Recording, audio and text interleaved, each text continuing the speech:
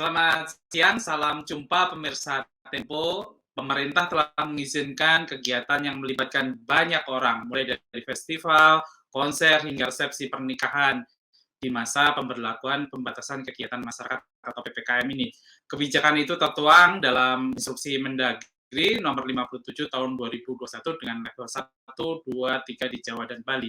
Dalam bulan tersebut diatur juga kegiatan budaya, olahraga, sosial kemasyarakatan, dan semua kegiatan yang menimbulkan keramaian dan kerumunan dengan kapasitas yang diatur masing-masing mulai dari 75%, kemudian juga untuk PPKM 2 itu dengan kapasitas maksimal 50%, dan PPKM level 4 tidak diizinkan, dan untuk level 3 juga kegiatan seni budaya dan sosial kemasyarakatan juga ditutup sementara, kecuali kegiatan olahraga di tempat terbuka.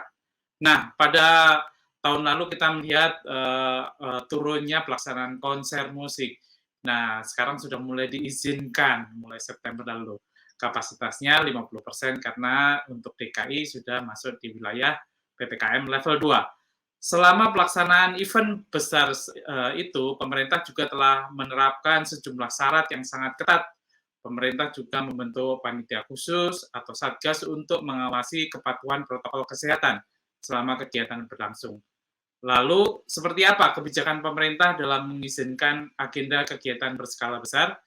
Bagaimana industri menyiasati hal ini? Bersama saya, Burhan Solihin, dalam program Kabar Pandemi, bertahap membuka event massal. Program ini bisa Anda saksikan di kanal YouTube Tempo.co dan saluran digital TV Tempo. Telah bergabung dengan kita Direktur Level 7, salah satu event organizer yang cukup besar, Mas Arif Satria Kurniawan. Selamat siang, Mas Burhan. Assalamualaikum. Salam sejahtera. Terima kasih Mas Arif telah bergabung. Kita langsung diskusi saja. Mas Arif, bagaimana teman-teman di industri event organizer ini melihat kebijakan pemerintah yang mulai mengizinkan berbagai kegiatan seperti konser hingga festival pada PPKM di level 1 dan 2 ini? Baik, terima kasih Mas Burhan dan Tempo TV atas undangannya. Kami dari industri event organizer dan promotor tentunya menyambut baik ya dengan keputusan pemerintah terkait penyelenggaraan kegiatan event maupun konser ini. Jadi memang kita lihat pada beberapa bulan terakhir Indonesia COVID ini memang dalam kondisi membaik, walaupun memang kita tetap harus waspada, apalagi saat ini memang dengan adanya varian-varian baru dari Afrika Selatan. Cuma menurut saya pribadi event ini atau konser ataupun apapun itu bentuknya sebenarnya bisa dilaksanakan dengan sangat terukur. Karena kalau kita bicara protokol kesehatan dan memang desain event tersebut memang sudah bisa kita atur sedemikian rupa supaya bisa mitigasi dari penyebaran COVID itu bisa optimal. Oke. Mas Arif, kalau dilihat perbandingannya ya, tahun ini rasanya jauh lebih membaik dibandingkan tahun lalu. Mungkin bisa digambarkan, kalau tahun lalu kira-kira turunnya jumlah kegiatan itu sampai berapa persen, nah tahun ini sudah sampai di level berapa persen? Gitu. Silakan Iya. Mas Arif. Baik, jadi kalau cerita tahun lalu, tentunya tahun lalu ini merupakan pukulan ya buat industri event dan musik secara keseluruhan. Karena kalau kita melihat sejak COVID diumumkan oleh pemerintah sebagai pandemi nasional di bulan Maret, practically mungkin 2-3 bulan itu bisa dibilang tidak ada sama sekali lah kegiatan event gitu loh. Dan di awal-awal akhirnya banyak promotor maupun event organizer yang coba berinovasi dengan digitalisasi. Jadi munculnya beberapa event virtual atau event-event online gitu loh. Tapi memang biar bagaimanapun menurut saya kalau namanya event offline itu tidak bisa digantikan dengan event offline itu kita bukan bicara dari sisi pertunjukannya saja, tapi dari sisi the whole experience atau pengalaman secara keseluruhan. Jadi bagaimana jika kita hadir ke satu acara, kita merasakan ambience dari venue tersebut, kita berinteraksi dengan orang-orang yang hadir di lokasi tersebut. Ketika kita menonton pertunjukan secara langsung, kita melihat bagaimana dia berinteraksi dengan penonton, dengan kita, kemudian bagaimana sebuah show itu bisa menampilkan sebuah sound system kualitas yang bisa terdengar langsung, kita dengarkan secara langsung. Nah, hal-hal itu mungkin tidak bisa didapatkan dengan optimal ya dengan konser online gitu. Nah, tapi memang ya kita sebagai event organizer kan mau tidak mau kita harus berinovasi, dan memang bisa dibilang mungkin hampir 100% dari kegiatan event di tahun lalu itu adalah online ya. Online, tapi memang saya melihat pada akhirnya mungkin di kuartal terakhir tahun lalu itu orang-orang atau dan masyarakat tuh sudah lumayan burn out lah. Sudah lumayan burn out dengan model event online gitu. Itu saya bisa lihat karena dengan statistik konser-konser online yang dijual tiketnya pada beberapa portal tiket, itu memang jumlahnya menurut saya sangat sedikit sekali. Jadi memang di awal-awal mungkin masih ribuan yang nonton, di terakhir-terakhir sudah menurun ke ratusan, bahkan bisa puluhan orang saja yang menonton gitu. Jadi memang sudah mulai ada kejenuhan gitu. Terus kita kalau study case di luar negeri Mas ya, memang kalau kita bicara tahun ini tuh di negara-negara seperti di Amerika atau Eropa gitu kan, mereka malah sudah mungkin pembukaan konser itu bahkan seperti normal ya. Kita ngelihat mereka mungkin udah mulai ngejalanin itu dari pertengahan tahun ini ya. Pertengahan tahun ini di Amerika dan di Eropa gitu loh. Tapi kalau saya pribadi melihat itu juga sebenarnya tidak bagus juga kalau kita contoh gitu loh. Karena menurut saya yang dilakukan pemerintah ya sampai saat ini memang sudah cukup tepat ya dilakukan oleh presiden dan kabinet kementerian, bahwa dengan sistem gas rem ini dan pengaturan PPKM dengan skala-skala tertentu ini ya sampai saat ini sih terbukti efektif ya gitu. Nah, menurut saya di tahun ini memang perlu dipikirkan bagaimana Satgas ini di masing-masing Pemprov bisa berkoordinasi dengan intens dengan event organizer dan penyelenggara event, bagaimana bisa menyelenggarakan event itu dengan protokol kesehatan yang baik. Karena saya ada argumen seperti ini juga Mas. Menurut saya mengadakan event atau konser dengan audiens 1.000 orang itu jauh lebih aman dibanding membuka mall. Nih, ini kenapa gini ya? Coba saya jelaskan sedikit. Jadi ketika kita mengadakan event, anggaplah kita ngundang, misalnya kita men-setting event tersebut akan dihadiri oleh 1.000 orang. Kita siapkan tempat dengan kapasitas 2.000 orang. Berarti kan kita sudah bisa pastikan tempat itu akan lumayan lowong dan bisa diatur dengan jarak tertentu, ya kan? Kita bisa minta semua audiens untuk duduk 1.000 orang tersebut. Kita bisa scan mereka dengan Peduli Lindungi. Atau jika memang kita ingin lebih baik lagi, kita bisa meminta mereka untuk tes antigen sebelumnya. Gitu loh. Semua pengisi acara bisa kita pastikan kita tes dulu. Semua kru yang menyelenggarakan bisa kita pastikan kita tes terlebih dahulu. Sekarang kalau misalnya kita pembukaan di mall seperti saat ini 70%, itu bahkan menurut saya pribadi juga terakhir datang ke mall juga saya juga agak was-was jujur aja. Karena pada beberapa mall itu justru ramai sekali gitu loh. Karena pembatasannya kan hanya berdasarkan kapasitas di pintu masuk, di pintu entrance gitu loh. Tapi pembatasan sosial di dalamnya itu menurut saya tidak dapat dilakukan secara optimal seperti kita dalam menyelenggarakan event.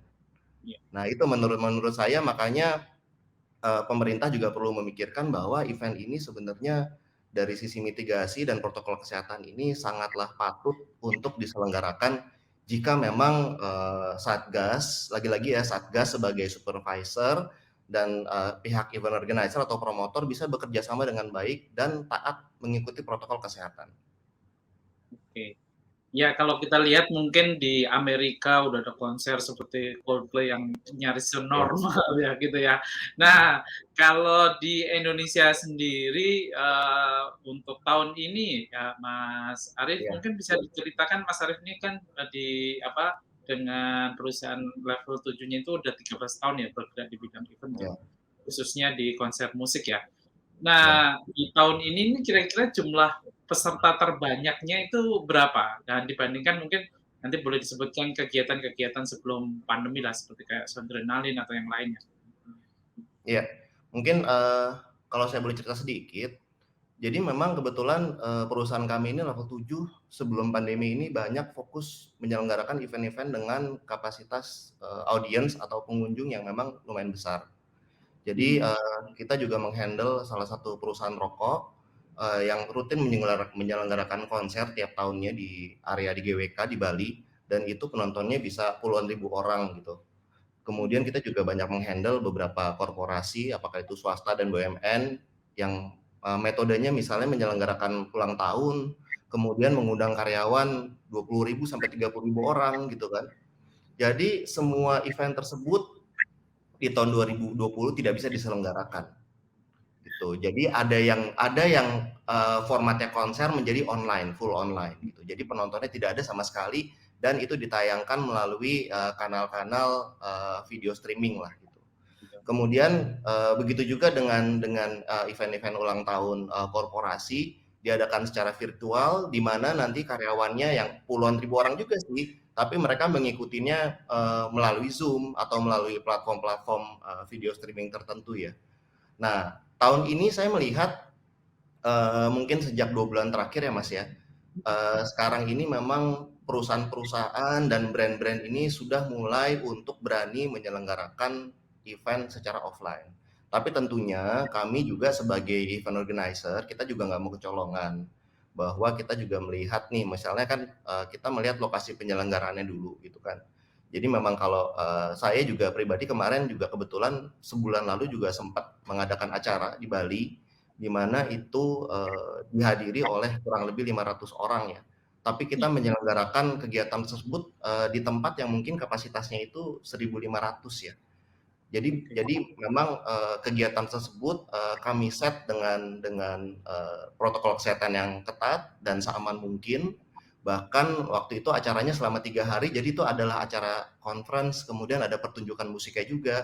Tapi kita bahkan waktu itu mengadakan tes antigen itu setiap hari, Hmm. mengadakan tes antigen setiap hari kepada seluruh peserta gitu loh. Dan ya pada akhirnya memang konsekuensi-konsekuensi seperti itu mungkin akan membuat penyelenggaraan event akan lebih costly ya, gitu loh. Tapi menurut saya itu tidak ada salahnya dilakukan jika memang dari sisi klien atau dari sisi kita sebagai promotor bisa mensiasati pendanaan dari kegiatan tersebut gitu.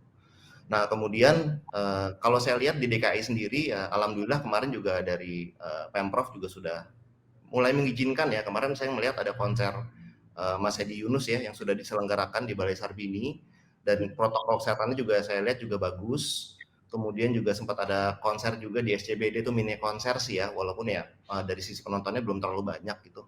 Nah mungkin saya juga melihat kedepannya mungkin perlu lagi di test case lagi, terutama mungkin event-event yang bisa diizinkan dengan pengunjung yang banyak itu jika diadakan di outdoor ya. Hmm. Karena menurut saya kalau di outdoor itu kalau kita dengan penonton 1.000 sampai 2.000 orang, lagi-lagi dengan ketentuan tempatnya tentunya harus 2 atau 3 kali lipat ya kapasitasnya gitu loh. Saya rasa sih itu lumayan lumayan aman dan sangat terukur jika kita adakan gitu loh Mas. Seperti itu sih Mas. Bisa itu ya, menyelenggarakan 2.000 orang dengan prokes yang ketat ya Mas ya? Iya bisa Mas, karena gini, kalau kalau kemarin saya sempat masuk salah satu mall di Senayan ya. Begitu saya check in, itu tulisannya saya pengunjung ke 100 sekian, kapasitasnya 15.000 orang mall Hmm. itu. Menurut saya dan begitu saya masuk ke situ, eee, saya juga melihat bahkan itu kayaknya sih lebih dari 200-an orang ya gitu loh, bahkan sudah ribuan gitu loh. Nah, kalau di event itu kan kita sangat bisa ngatur karena jalurnya itu satu jalur, penonton bisa kita cek tiketnya satu persatu, kita bisa ceknya bisa lebih mendetail menurut saya. Makanya argumen saya event itu mau berapapun penontonnya, selama kapasitas venue-nya bisa memadai dan protokol kesehatannya ketat, pasti akan lebih terukur penyelenggaraannya dibanding kegiatan-kegiatan lain. Itu argumen saya dari dulu, Mas. Oke. Nah, ini kan dampak pembatasan ini kan lumayan berat lah terhadap industri musik, Ya. promotor, dan ini seberapa besar, Mas? Misalnya kalau dari sisi persentase penurunan omset atau seperti itu, kemudian juga bagaimana upaya teman-teman di industri seperti level 7 ini mengantisipasinya? Ya. Jadi kita bicara tahun 2020 dan 2021, Mas ya. Tahun Ya. 2020 itu adalah tahun yang memang menjadi pukulan telak lah saya lihat buat industri event dan musik ya. Karena ketika kita bicara event, kita bukan bicara dari sisi I.O. saja atau dari sisi pengisi acara, tapi the whole ecosystem. Kita kalau ngomong ketika event itu berjalan, pastikan ada banyak unsur-unsur pendukungnya. Dari sisi vendor, misalnya sound system, lighting, genset, penjual makanan, hotel, keamanan, security, parkir gitu dan lain-lain. Jadi memang ketika event itu tidak berjalan, otomatis the whole ecosystem-nya kan stop gitu ya. Tahun lalu itu seperti yang tadi saya bilang, di 2-3 bulan pertama bahkan itu tidak ada sama sekali ya yang menyelenggarakan event ya.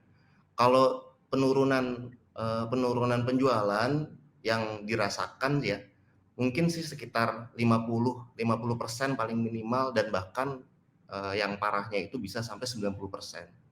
Saya sendiri banyak rekan-rekan kami yang di perusahaan event organizer yang memang pada akhirnya mereka tutup ya, gara-gara memang mereka tidak sanggup menanggung beban COVID di tahun lalu gitu. Nah, akhir tahun 2020 sebenarnya kondisi lumayan membaik karena memang kondisi COVID waktu itu memang sudah agak membaik. Jadi sudah mulai ada beberapa perusahaan yang mulai menyelenggarakan event dengan metode hybrid.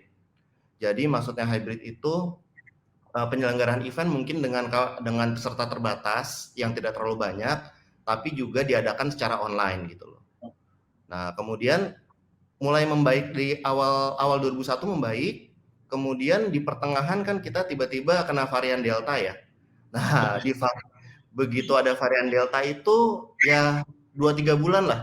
2-3 bulan, tapi memang karena mungkin karena dari I.O. sudah terbiasa dalam menyelenggarakan online, jadi proses perpindahannya tidak sesulit 2020. Jadi tahun 2020 itu waktu di awal Maret, kita kan semua masih belajar ya, ini gimana sih menyelenggarakan event online gitu loh. Belum ada bayangan. Nah, jadi alhamdulillah kita sekarang juga sudah melalui lah ya kemarin masa-masa kritis kita. Sekarang kita di masa-masa yang sudah membaik, dan kondisinya tahun ini kalau saya belum bisa bicara industri tahun ini ya, karena datanya memang belum ada kalau tahun ini. Tapi kalau di perusahaan kami sendiri, kondisinya kami sudah bisa running 70% lah Mas tahun ini. Jadi kondisinya sih sudah jauh lebih membaik lah dibanding tahun lalu. Kalau tahun lalu mungkin kami runningnya hanya 50% ya dari kondisi normal gitu. Nah, cuma memang ya kita sih pada intinya kita menyambut baik lah, dan saya juga melihat semangatnya Pak Presiden juga cukup baik ya. Kemarin kan sudah mulai di Mandalika dengan pengadaan kegiatan Superbike gitu kan, dan tahun depan insya Allah kita juga akan menyelenggarakan MotoGP di bulan Maret. Nah, menurut saya sih baiknya memang kegiatan-kegiatan tersebut juga bisa kita jadikan percontohan dan dengan tetap melaksanakan protokol kesehatan yang ketat. Oke. Menarik sekali diskusi kita, Mas Arif. Pemirsa, kita akan membahas lebih dalam topik ini setelah jeda yang berikut ini.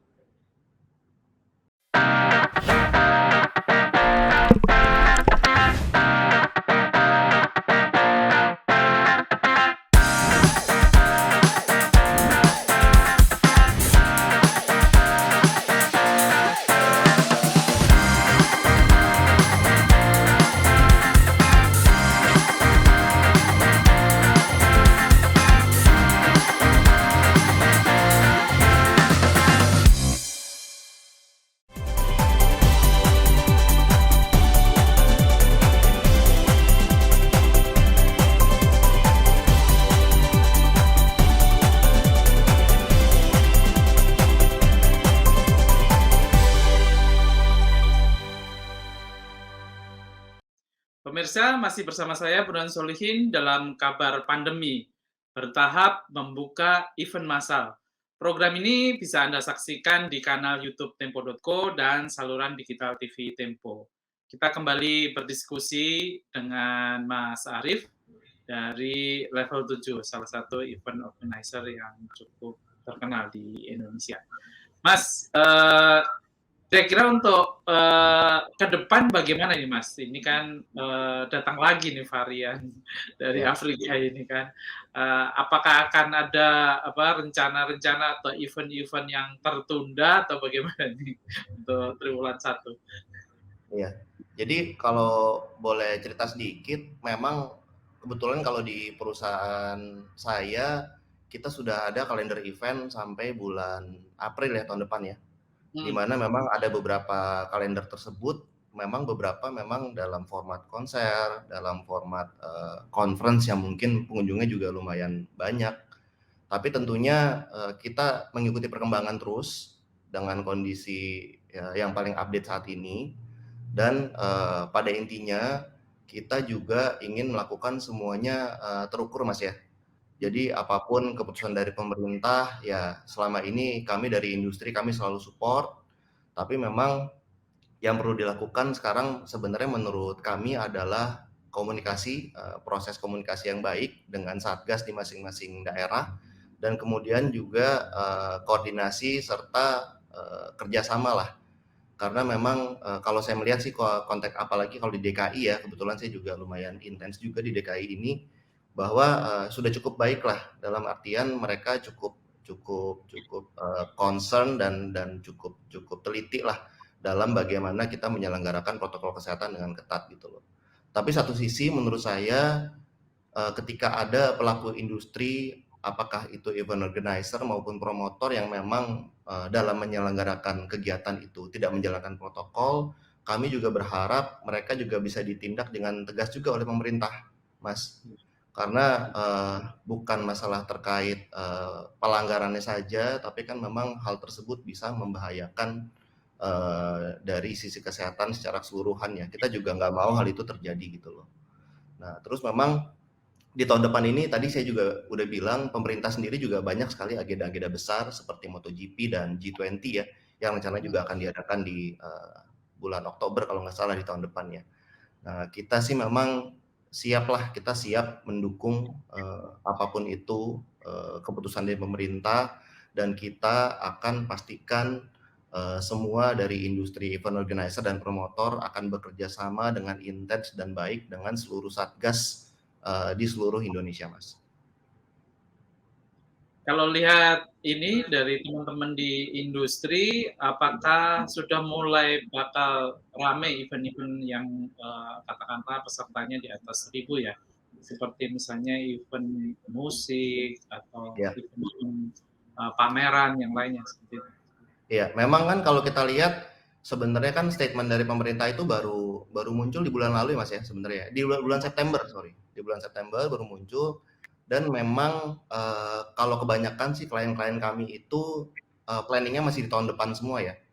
Yeah. Maksudnya untuk penyelenggaraan event yang pengunjungnya di atas 1.000 karena mungkin mereka masih wait and see juga di tahun ini nggak mau terlalu kebablasan dulu gitu loh. Tapi memang balik lagi nih bisa atau tidaknya itu semua berjalan ya kita semuanya sekarang harus sebagai bagian dari masyarakat dan industri juga harus benar-benar menjaga bagaimana supaya kita varian baru ini juga bisa terkontrol dengan baik ya gitu loh. Karena kan kalau misalnya kondisinya tahun depan tiba-tiba ya tidak membaik lagi, otomatis kan semuanya juga akan tertunda Mas gitu loh. Ya hal itu sih kita sangat tidak ingin terjadi ya.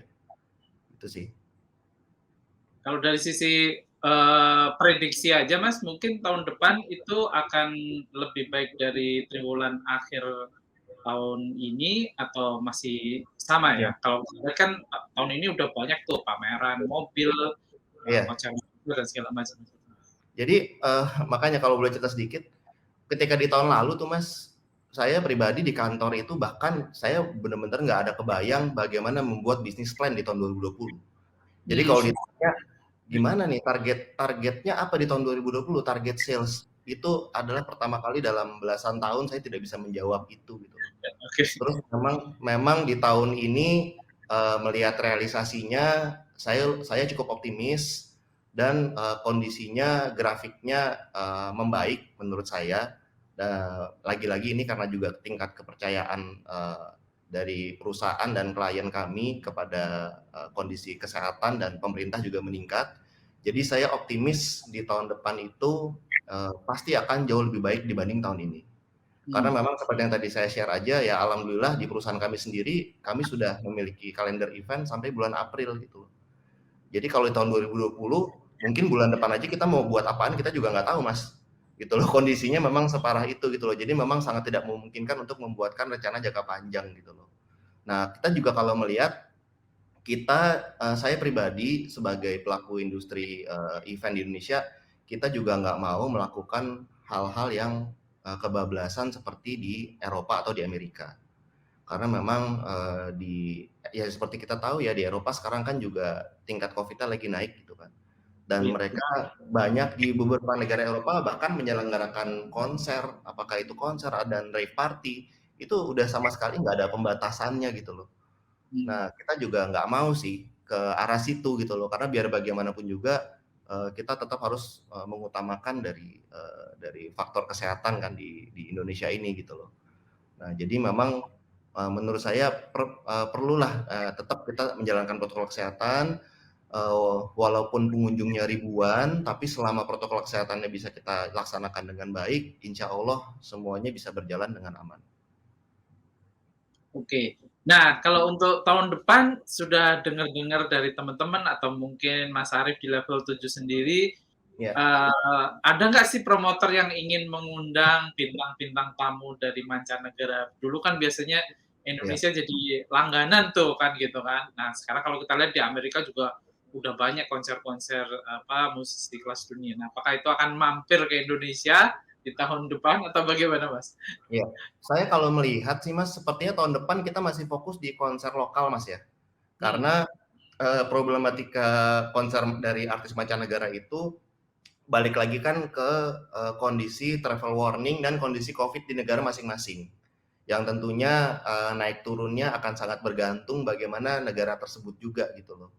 Saya melihat kalau di luar negeri juga kemarin yang baru rencana akan konser itu BTS ya, mereka akan konser di Amerika ya. Gitu loh. Dan itu memang menurut saya sih mungkin baru itu ya, yang satu artis mancanegara yang konser di negara lain dengan kapasitas yang besar gitu. Cuma kalau menurut saya balik lagi kita Indonesia ini tetap harus menyelenggarakan semuanya lebih terukur. Makanya mungkin baiknya kita tahun depan tetap fokus di konser lokal dulu.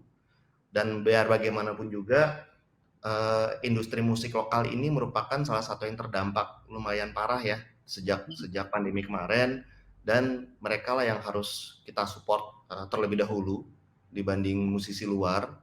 Nah, dan memang kalau sebenarnya rekan-rekan kami di beberapa perusahaan lain dan perusahaan saya sendiri juga sebenarnya sudah berencana Mas, di tahun depan kita juga menyelenggarakan konser dengan skala besar, tentunya dengan protokol kesehatan ketat. Nah, tentunya kita terus akan berkomunikasi dengan intens dengan pemerintah pusat dan pemerintah daerah supaya rencana-rencana konser ini bisa berjalan sesuai rencana dan bisa terrealisasi dengan baik di tahun depan. Kalau dari level 7 sendiri kira-kira ada berapa rencana konser besar di tahun depan dan animo masyarakatnya ini kayak apa nih Mas? Kan gitu kan, kita juga pengen tahu. Iya. Jadi kalau saya melihat sih animo masyarakat sebenarnya sekarang tingkat kepercayaan mereka untuk hadir itu sudah lumayan tinggi Mas. Karena kalau kita melihat sekarang bagaimana di tempat-tempat mungkin seperti restoran atau yang ada live music, kafe atau tempat hiburan malam itu sudah lumayan ramai saya lihat ya. Kemarin juga konser yang diadakan sebagai test case pertama konser Mas Edi Yunus, kemudian konser yang di SCBD itu juga ramai lah gitu. Nah kemarin juga sempat ada konser drive-in yang baru diadakan beberapa minggu yang lalu oleh salah satu promotor juga, itu juga full saya melihat. Jadi tingkat kepercayaan masyarakat sebenarnya saya yakin bisa, cuma kan sekarang kita sebagai penyelenggara bagaimana kita juga bisa meyakinkan masyarakat bahwa datang ke acara ini aman. datang ke acara ini aman, dan kita juga bisa menjamin bahwa semuanya sudah diatur sedemikian rupa supaya mitigasi penyebaran COVID itu bisa optimal. Gitu sih, Mas. Oke, terima kasih sekali jawabannya Mas Arief. Menarik sekali diskusi kita kali ini. Nah, kita akan melanjutkan diskusi ini setelah jeda yang berikut ini.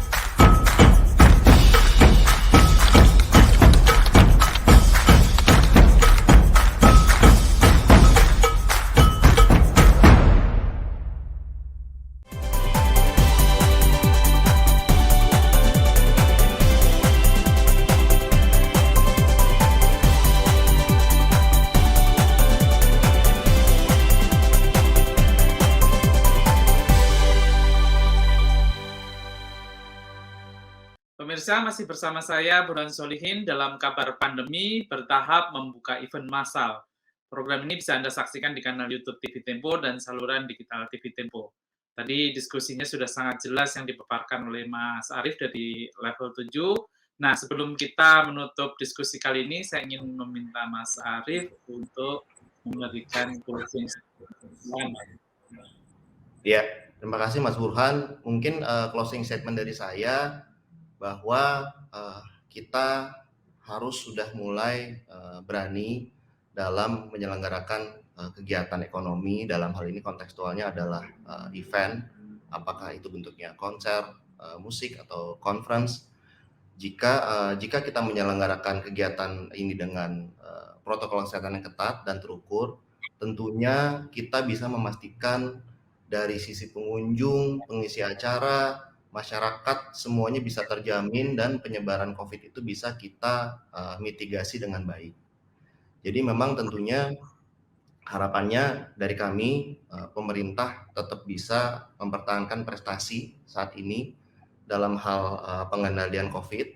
Kita juga tetap harus waspada, jangan kebablasan, jangan juga kita latah mengikuti tren di luar negeri di mana penyelenggaraan kegiatan seperti kegiatan konser atau kegiatan olahraga diadakan dengan protokol kesehatan yang tidak baik, sehingga itu juga menjadi sumber penyebaran dari klaster-klaster varian baru COVID. Jadi sekali lagi kami dari industri, kami siap menjadi mitra pemerintah, mitra satgas di setiap provinsi, mitra kepolisian, mitra Kemenparekraf juga, untuk kita sama-sama memulihkan kondisi ekonomi dan pariwisata di tahun 2021 ini dan di tahun depan, di tahun 2022. Terima kasih, mungkin sekian dari saya. Kami mengucapkan terima kasih kepada Direktur Level 7, Bapak Arief Satria Kurniagung. Terima kasih sudah menyempatkan waktunya untuk bergabung dan berbagi informasi dengan kami. Semoga diskusi tadi bermanfaat bagi kita semua. Dan pemirsa, sampai di sini kami menemani Anda dalam Kabar Pandemi.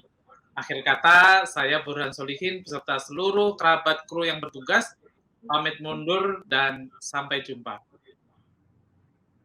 Terima kasih.